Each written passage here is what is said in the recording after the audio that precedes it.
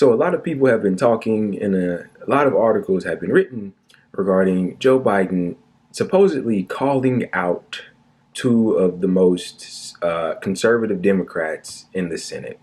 And what I want to do is talk about how that entire narrative is false and why it shouldn't be perpetuated, because it's not what happened in the slightest. So what I have in front of me is an article from The Hill, and I'll read to you a little bit of what it says. Biden calls out moderate Democratic senators, urges action. Let's see what he does. President Biden on Tuesday called out a pair of moderate Democratic senators as he faces emboldened opposition to key pieces of his agenda.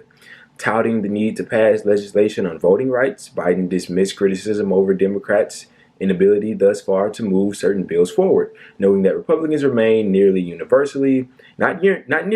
remain universally opposed to the pieces of legislation and are joined by two Democrats the president declined to name. Note that, declined to name. I hear all the folks on TV saying, and this is Joe Biden here, why doesn't Biden get this done? He said Tuesday. Well, because Biden only has a majority of effectively 4 votes in the House and a tie in the Senate, with 2 members of the Senate who vote more with my Republican friends.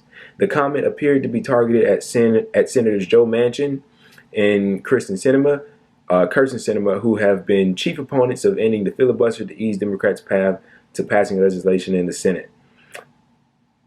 Now, what you just read there was basically an article framing what happened to make it seem like Joe Biden blatantly called out Kyrsten Sinema and Joe Manchin by name and really pressured them and stuck it to them and said, hey, you guys better fall in line or else.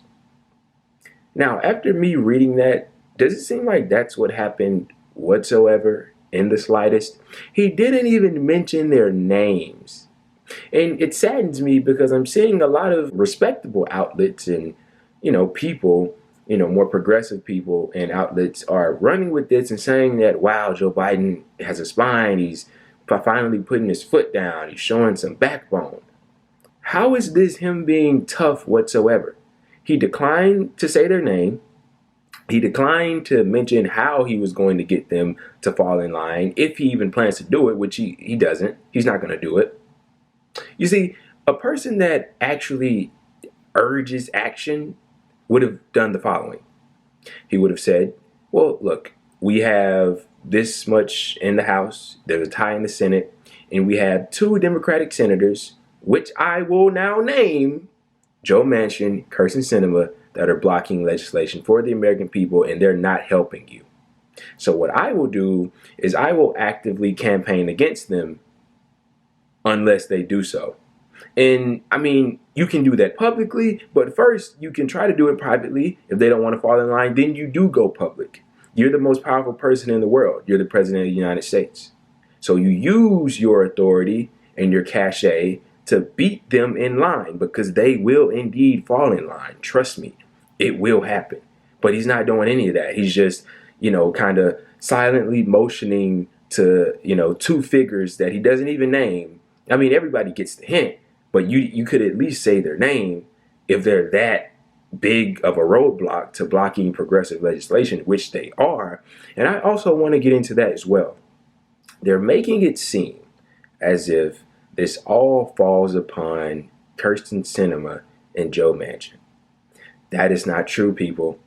That is not true. Do you seriously think that out of the 50 Democratic senators, only 2 of them have these more conservative views? If you think that, you're incredibly naive and you need to stop thinking that immediately. I guarantee there's at least, I would say, give or take, 6 to 10 Democratic senators that think like Kyrsten Sinema and Joe Manchin. Keep in mind, it wasn't 2 of them that voted against the $15 minimum wage. I believe it was 8 Democratic senators that voted against the $15 minimum wage. So that should tell you something. It's just that these 2, and specifically Sinema and Manchin, they're just in the spotlight. They're kind of out on the front lines taking all the arrows while all the other dipshits are behind them. And we don't notice them because Sinema and Manchin are the loudest and they're getting all the spotlight. And don't be mistaken, they love this. Sinema and Manchin, they love the spotlight. They love all the press they're getting. They love that people are talking about them. They love the fact that their name is in everybody's mouth. And I hate it so much because my disdain for these two people, I mean, it has no bounds.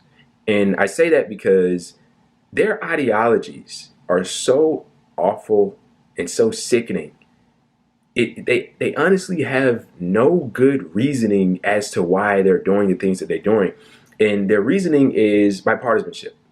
And I think that that's a fundamentally incorrect way of looking at politics, that you can't pass good legislation without bipartisanship. Like we need help from the other people on the other side of the aisle. What if their ideology and their views are so hard that you can't get them to do anything with you? And that is indeed the current situation. So what do you do then? Well, okay, you don't take your ball and go home. You beat them and you campaign against them and you get more Democrats in the Senate, more in the House. You get super majorities and you run things. That's how this is supposed to be done. But apparently not to the Democrats. And it really shows something. And it shows something here with Joe Biden not willing to actually be a leader and step up and actually urge action. Because this isn't urging action. Actually urging action would be calling not just these two, but every single more conservative Democratic senator into his office, having a meeting and saying, hey, this is the way going forward. Either you go along or you get put off. Simple as that. Simple as that. Because what's the point of having them there if they're going to vote with the Republicans anyway? It makes no sense. So here we have Mr. Joey Biden, once again, being feckless, not having a spine, but what else do you expect?